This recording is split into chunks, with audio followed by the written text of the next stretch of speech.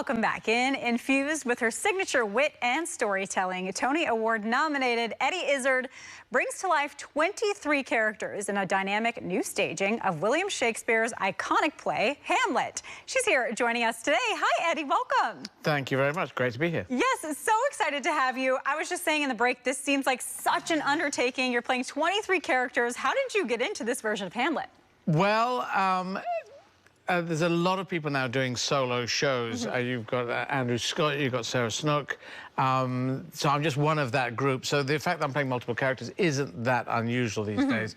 It also gives you a chance that I might not be the logical first choice for Hamlet. They might think, well, you have a varied career. You've done a number of things in your background.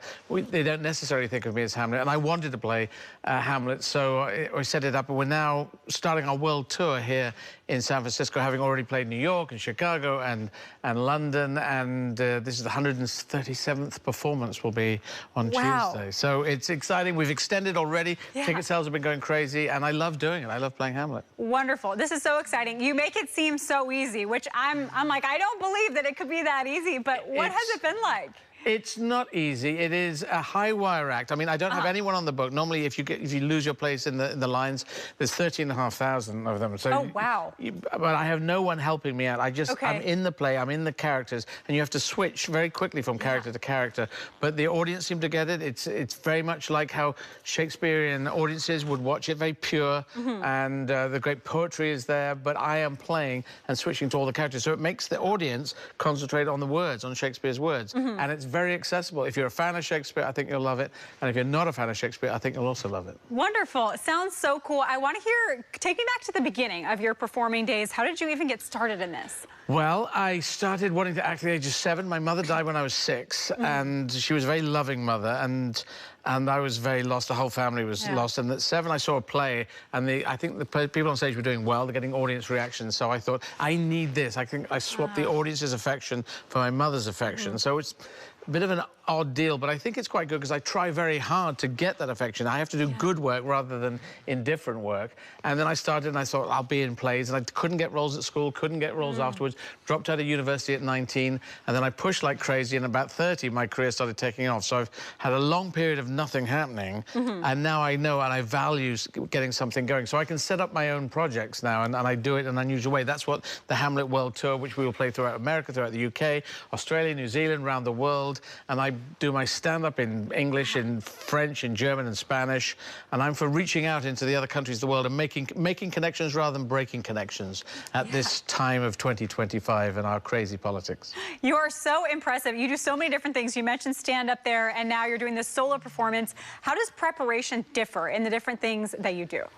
In stand-up, I just develop shows. I workshop them into a place where I like the comedy, and then I will go and take it and translate it into different languages. Whereas the drama, it's already written. Shakespeare already put it down. Unfortunately, he put down Hamlet in 2 or 3 different versions. First quarto, second quarto, first folio. So it's been adapted by my elder brother, Mark Izzard, who took it, because sometimes it's 4 hours, sometimes it's 3.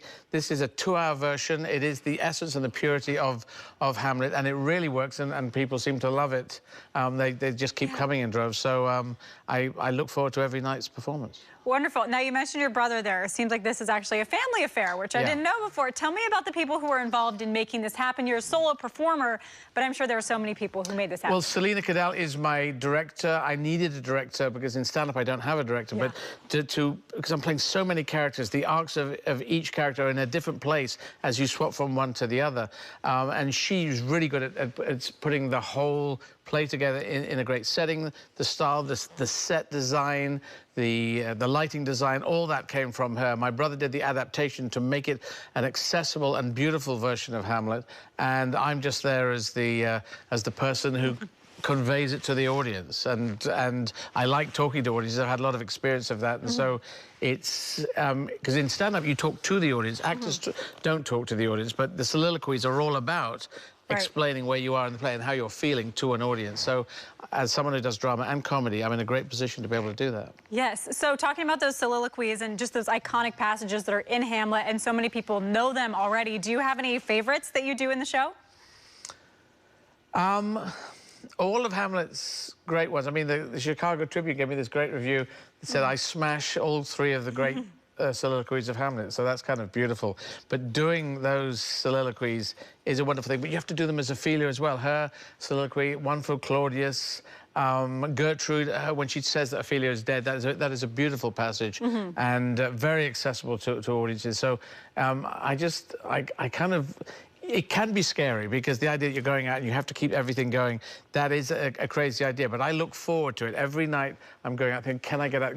Just let me out there and I'll show what I can do. And Mum was an actor. She was an actor and a singer, and she died very young. So my brother, having done the adaptation and me performing it, I think Mum would be very happy wherever she is. I don't believe in a God upstairs, but I do believe in we maybe become stardust, and maybe she's out there as stardust and looking down and thinking, well, this is fun. Have fun in San Francisco. Yes, absolutely. Now, I want to talk about, this is obviously, you said you got started because of your mom passing and you wanted that audience feedback. It has obviously been a massive success for you. I want to talk about the Tony Award nomination. Yes. How is it feeling? How are you feeling about this? Well, the Tony Award nomination was for another production. That was from before. So I should mention that. But I didn't win that Tony. Brian Dennehy won that Tony, but I was in the nominees that were nominated, along with Stanley Tucci and Philip Seymour Hoffman. And so when I got up at the end, not having won the Tony, I was standing with Philip Seymour Hoffman and Stanley Tucci, and I just thought, if I'm in this group, I'm in a pretty good group. So I was very happy to be in that. So just being nominated is an honor. So, you know, I'm Emmy nominated for my comedy, Tony nominated for drama, and doing they're quite different things, surreal comedy and pure drama. But I love them both, and I want to do them both forever. Well, such a massive accomplishment. If people want to come out and see the show, how can they do it? EddieIzzard.com. That's their go-to there. The tickets will be there. We've extended a week in San Francisco. The tickets are going so well, so there's an extra week on there. But yes, EddieIzzard.com is the place to go. Okay, thank you so much, Eddie. So fun meeting you today. Thanks for coming. Great to be here. Yeah.